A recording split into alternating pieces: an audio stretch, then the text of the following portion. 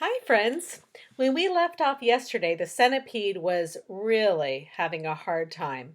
He was absolutely covered in paint. Let's find out what happens to Centipede. I hope this isn't the last of him because Centipede, even though he's really naughty, there's something very fun about his spirit. He's very spunky and funny and creative too. Chapter 29.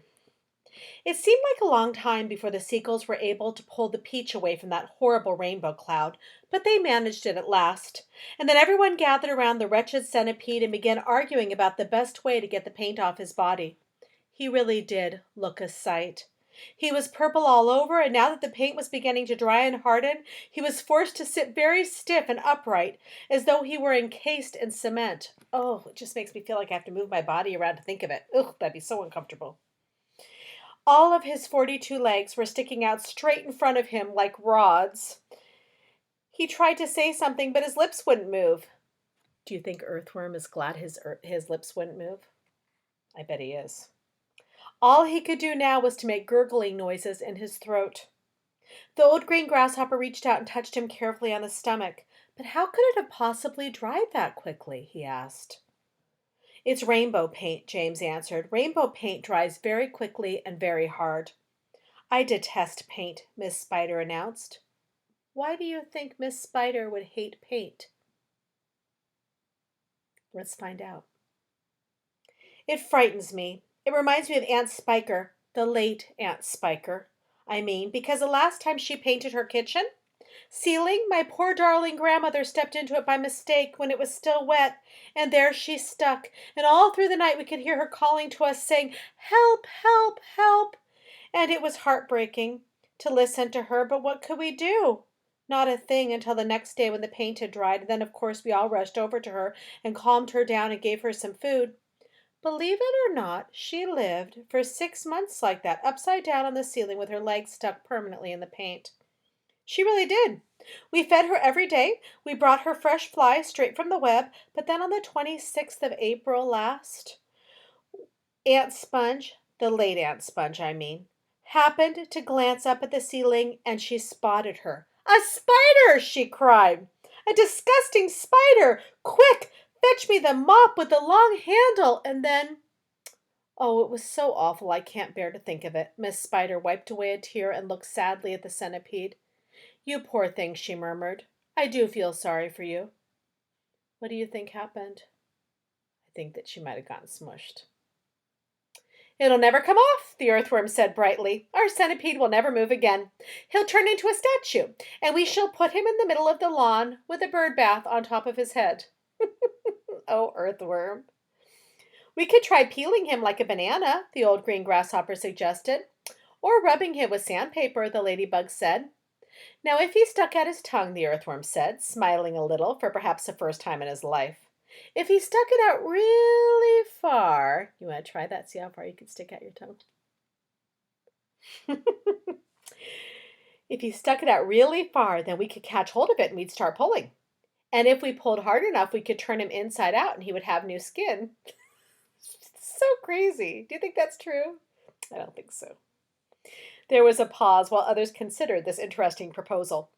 "I think," James said slowly, "I think the best thing to do—" Then he stopped. "What was that?" he asked quickly. "I heard a voice. I heard someone shouting." What do you think it is?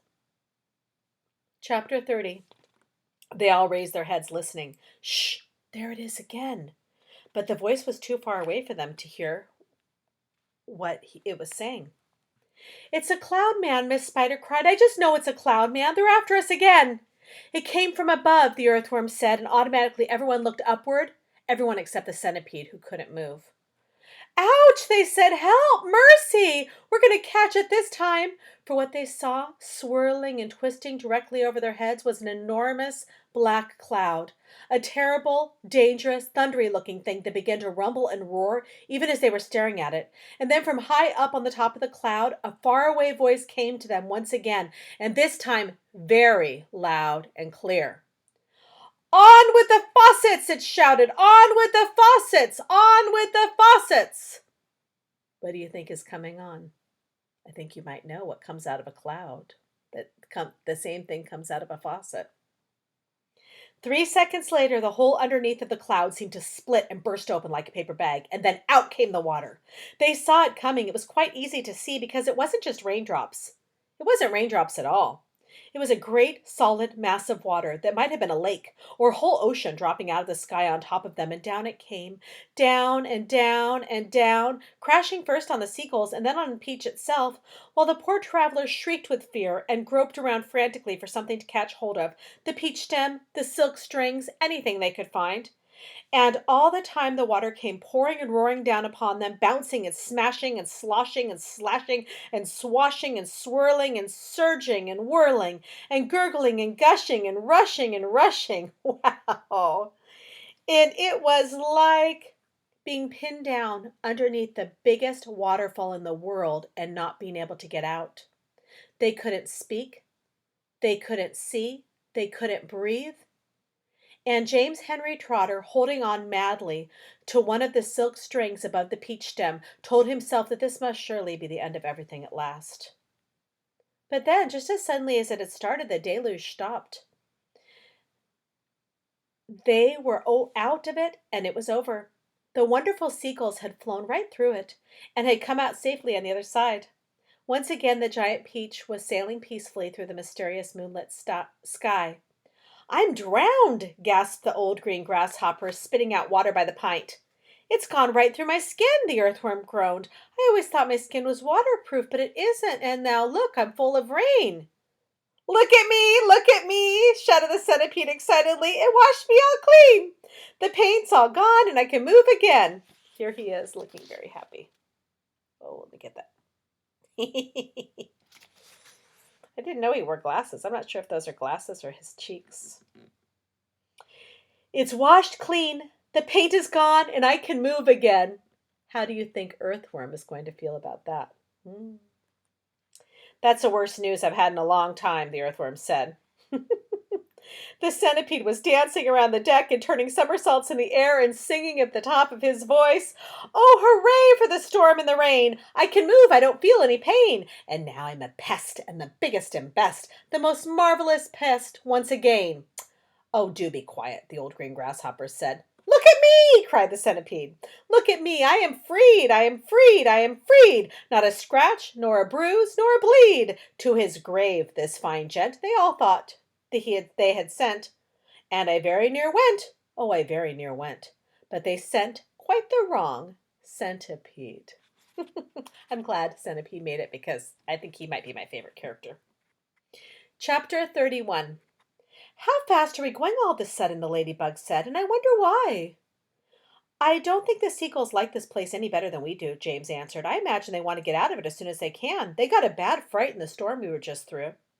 Faster and faster flew the seagulls, skimming across the sky at a tremendous pace, with the peach trailing out behind them.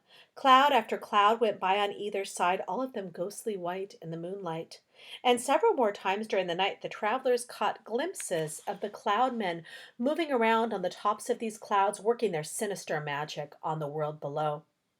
Once they passed a snow machine in operation, a snow machine, with the cloudmen turning the handle and a blizzard of snowflakes blowing out of the great funnel above. They saw the huge drums that were used for making thunder, and the cloudmen beating them furiously with long hammers. They saw the frost factories and the wind producers and the places where cyclones and tornadoes were manufactured and sent spinning down toward the earth.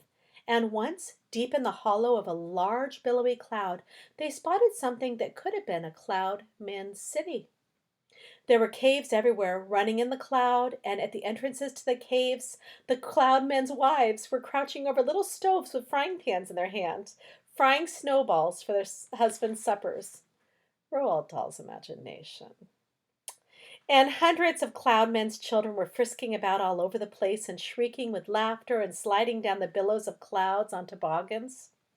An hour later, just before dawn, the travelers heard a soft whooshing sound above their heads, and they glanced up and saw an immense gray, bat-like creature swooping down toward them out of the dark. Ooh! It circled around and around the peach, flapping its great wings slowly in the moonlight and staring at the travelers. Let me show you the illustration that Quentin Blake painted of, or drew of that. Whew, that does not look safe. And then look at the peach down below with the seagulls pulling it. I hope they can escape that. Let's see where we were. It circled around and around the peach, flapping its great wings slowly in the moonlight and staring at the travelers. Then it uttered a series of deep, long, melancholy cries. Melancholy is very sad. And flew off again into the night. Oh, I do wish the morning would come, Miss Spider said, shivering all over. It won't be long now, James answered. Look, it's getting light over there already. They all sat in silence, watching the sun as it came up slowly over the rim of the horizon for a new day. And hopefully, the new day tomorrow will be better for James than it was for him and his friends today. Until next time, I'll see you soon.